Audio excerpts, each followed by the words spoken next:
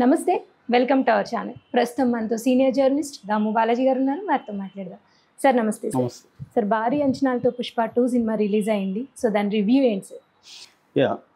పుష్ప 1 పెద్ద హిట్ అయింది. దాని తర్వాత పుష్ప 2 ఈ మధ్యకాలంలో ఏ తెలుగు సినిమాకి రానంత హైప్ వచ్చింది. దాదాపు 80 దేశాల్లో 12,000 థియేటర్లలో ఫస్ట్ డేనే ఈరోజు 55,000 షోలు వేశారు.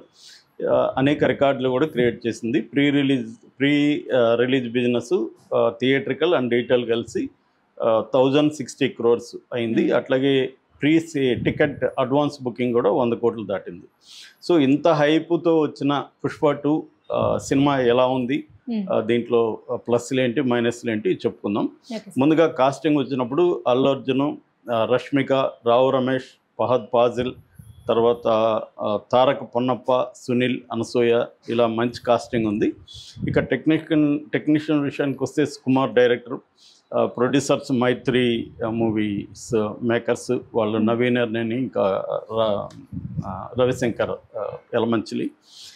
తర్వాత కెమెరామెన్ ఇతను వచ్చి పోలాండ్ నుంచి వచ్చిన కెమెరామెన్ మిరోస్ బ్రోజెక్ అని ఒక ఆయన, పుష్ప 1 కూడా ఆయన చేశాడు. దాని తర్వాత దేవిశ్రీ ప్రసాద్ మ్యూజిక్ అంటే పాటలు, బ్యాక్గ్రౌండ్ ఏమో దేవిశ్రీ ప్రసాద్, శ్యామ్ ఎస్ అంటారు తమిళ మ్యూజిక్ డైరెక్టర్.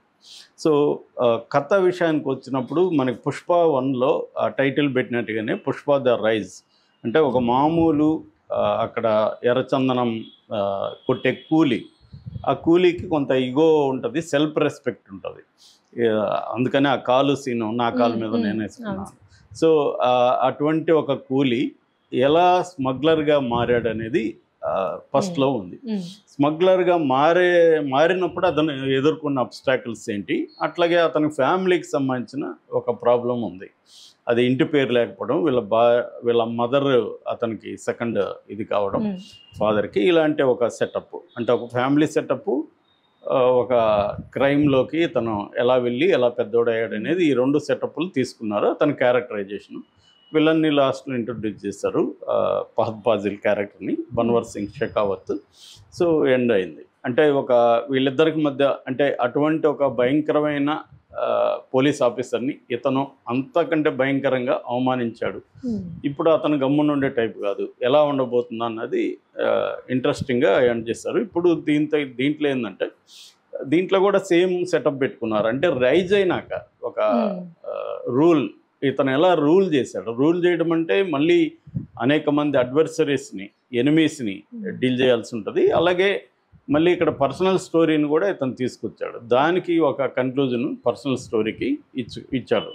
ఈ క్రమంలో ఫస్ట్లో ఏమో రష్మికతో ప్రేమ ఉంటుంది, దీంట్లో ఏమో ఆల్రెడీ పెళ్ళైన ఒక భార్యతో ఉండే కాన్ఫ్లిక్ట్స్, ఒక ఇద్దరి మధ్య ఒక అండర్స్టాండింగు, తర్వాత ఒక కామిక్ ఇది, ఒక రొమాంటిక్ ఇది, ఈ యాంగిల్స్ అన్నీ కూడా దీంట్లో ప్రధానంగా కథలో తీసుకొచ్చాడు. అంటే బేసిక్గా ఏంటంటే దీంట్లో కాన్ఫ్లిక్ట్ ఏంటంటే 2 రకాల కాన్ఫ్లిక్ట్లు దీంట్లో కూడా ఉంటాయి. ఒకటి అవుట్ సైడర్స్తో కాన్ఫ్లిక్ట్, అంటే ఒక ఎమ్మెల్యే, ఇక్కడ వచ్చి సీఎంతో కాన్ఫ్లిక్ట్ ఉంటుంది. సీఎం ఇతను ఒక ఎమ్మెల్యే సిద్ధప్ప అనే ఒక ఎమ్మెల్యేకి ఫండ్స్ ఇస్తుంటాడు, ఇతని ద్వారా ఎమ్మెల్యే ద్వారా ఆ పార్టీకి ఫండ్స్ వెళ్తుంటాయి. సో ఇప్పుడు ఆ సిద్ధప్ప పొలిటికల్గా ఎమ్మెల్యేగా ఉంటాడు కాబట్టి భార్య నువ్వు సీఎంతో ఫోటో దిగి నాకు తీసుకురా అంటుంది. ఇతను ఎమ్మెల్యేని అడిగితే సీఎం దగ్గరికి తీసుకెళ్తే సీఎం నేను ఒక స్మగ్లర్తో దిగితే నా పరువేం కావాలన్నట్టుగా అతను రిజెక్ట్ చేస్తాడు. దాంతో ఇతను ఇగో హర్ట్ అవుతుంది. ఇతనితో నేను ఫోటో దిగినోడే సీఎం అవుతాడని చెప్తాడు. సీఎం అవ్వాలంటే ఒక 500 కోట్లు కావాలి కాబట్టి ఒక 2,000 టన్నుల లేకపోతే కేజీల, కరెక్ట్ గుర్తులేదు నాకు, దాంతో ఎగుమతి చేయాలన్న ఒక గోల్ ఏర్పడుతుంది. ఇదొక ఈగో క్లాష్. రెండో ఈగో క్లాష్ ఆల్రెడీ కంటిన్యూ అవుతున్న ఈ బన్వర్ సింగ్ షెకావత్తో రెండో ఈగో క్లాష్. మూడోది ఇంటర్నేషనల్గా స్మగ్లర్స్, ఇటు మాల్దీవ్స్ కావచ్చు, ఇటు జపాన్ కావచ్చు, ఇంటర్నేషనల్ స్మగ్లర్స్తో ఎలా ఇతనికి కాన్ఫ్లిక్ట్ వచ్చింది, ఇది ప్రధానమైన సెటప్. సో కథగా దీన్ని స్క్రీన్ ప్లేగా చెప్పాలంటే ఓపెనింగ్ ఒక బ్యాంగ్తో ఓపెన్ చేయడం అనేది మనకి ఎప్పటి నుంచో వస్తున్న హీరో అని ఏదో ఒక బ్యాంగ్తో ఓపెన్ చేయడం అనేది కమర్షియల్ సినిమాల్లో ఉండే రెగ్యులర్ ప్యాటర్నే. దీంట్లో కూడా అలాగ తలకిందులుగా దారం తేలాడుతున్న జపాన్ ఒక అక్కడ పోర్ట్లో ఇతను షిప్ పోర్ట్లో ఇతను ఎంటర్ అవ్వడం, వాళ్ళతో ఫైట్, అలాగే ఎంటర్ ఇది చేస్తారు. దాని తర్వాత తనకు ఒక డ్రీమ్ ఉంటుంది చిన్నప్పుడు ఇతను ఇది ఇట్లాగా తీసుకుంటా వెళ్ళాడు స్క్రీన్ ప్లేలో. సో ఇక్కడ మనం ఓవరాల్గా దీంట్లో ఏది బ్రహ్మాండంగా ఉంది అని చెప్తే ముందుగా మనం పెర్ఫార్మెన్స్, ఇది out and out Allu Arjun cinema. Allu Arjun నట విశ్వరూపం అని చెప్పచ్చు ఈ సినిమా. సో దానికి తగినట్టే స్క్రీన్ ప్లే రాసినట్టుగా మనకు కనబడుతుంది. సీన్స్ కానీ అన్నీ కానీ మామూలుగానే ఎనీ కమర్షియల్ యాక్షన్ సినిమాలో హీరోని ఎలివేట్ చేయడం అనేదే వాళ్ళ టార్గెట్. హీరోని ఎంత పెద్దగా ఎలివేట్ చేయడం, అది హీరో చెప్తుంటాడు, పక్కన వాళ్ళు చెప్తుంటారు, డైరెక్టర్ ఇండైరెక్ట్గా చెప్తుంటాడు, అందరూ సినిమా అంతా ఏం చేస్తుంటుంది అంటే హీరోని ఎలివేట్ చేయడం. ఇది ఇండియన్ దీంట్లో ఎక్కువ, హాలీవుడ్లో కూడా ఉంటుంది కానీ వాళ్ళు వేరే రకంగా చేస్తారు. మన వాళ్ళు కొంత లౌడ్ అండ్ క్లియర్గా చేస్తుంటారు. దీంట్లో కూడా మొత్తం మన వాడిని లేపడమే ఉంటుంది. వెనక ఉండే వాళ్ళందరూ లేపుతుంటారు, పక్కన ఉండే వాళ్ళు లేపుతుంటారు, విలన్లు కూడా ఇతనే లేపుతుంటారు. అలాగా మొత్తంగా ఎలివేషన్, ఆ ఎలివేషన్కి తగినట్టు హీరో ఉండాలి. హీరో లేకపోతే ఎలివేషన్ కామెడీ అయిపోతుంది. సో ఇప్పుడు మనం కమెడియన్స్ అప్పుడు బ్రహ్మానందాన్ని వీళ్ళకి ఎలివేషన్ ఇస్తే కామెడీ, దానికి పర్ఫెక్ట్గా ఉన్నాడు అల్లు అర్జున్. అంటే ఇతను ఎంత ఎలివేషన్ ఇచ్చినా దానికి సూట్ అయ్యే విధంగా చేశాడు పర్ఫార్మెన్స్. అట్లాగే డిఫరెంట్ ఎపిసోడ్స్ని దీంట్లో కథగా చెప్పాలంటే ఈ ట్రాక్ అంతా ఫ్యామిలీ ట్రాక్ అంతా వెరీ ఓల్డ్ అండ్ దాని ఏమంటారు పుచ్చిపోయిన ట్రాక్, అది కుళ్ళిపోయిన ట్రాక్. తండ్రి భార్య ఇవన్నీ ఓల్డ్గా చాలా ఫ్యామిలీ డ్రామాస్లో వచ్చేసింది తెలుగులో బ్లాక్ అండ్ వైట్ కాలం నుంచి. ఇక ఈ స్మగ్లర్గా ఇది కూడా బ్యాక్డ్రాప్ మారిందే తప్ప గ్యాంగ్స్టర్ సినిమాలు అన్నిట్లో ఇదే ఉంటుంది. ఒక మామూలుడు ఎలా రైజ్ అయినాక ఎలా రూల్ అయ్యాడు, గాడ్ ఫాదర్ దగ్గర నుంచి మనకి ఈ సిరీస్లు అంతా ఇదే ప్యాటర్న్ ఉంటుంది. కాబట్టి కథలో దీంట్లో ఏమీ కొత్తదనం లేదు. సో అది వాళ్ళకు కూడా తెలుసు. అందుకని ఏం చేశారంటే ఎపిసోడ్స్ని బ్రహ్మాండంగా ఎలా చెక్కాలి అనేది, ఎపిసోడ్కి ఇది దాంట్లో ఎమోషనల్ ఎఫెక్ట్ ఎలా తీసుకురావాలి అనేది కాన్ఫ్లిక్ట్ స్ట్రాంగ్గా పెట్టుకోవడం, ఎపిసోడ్స్ని బ్రహ్మాండంగా చేసుకోవడం, ఎమోషనల్ సీన్స్ని బాగా చేయడం, ఈ ప్యాటర్న్ అనేది దీంట్లో కూడా ఫాలో అయ్యారు. సో అందుకని మనకి ఎక్కడికక్కడ ఎమోషనల్ సీన్స్ డ్రాప్ అవ్వు, యాక్షన్ సీక్వెన్స్ అయితే మెస్మరైజ్ చేసే విధంగా యాక్షన్ సీక్వెన్సెస్ ఉంటుంది.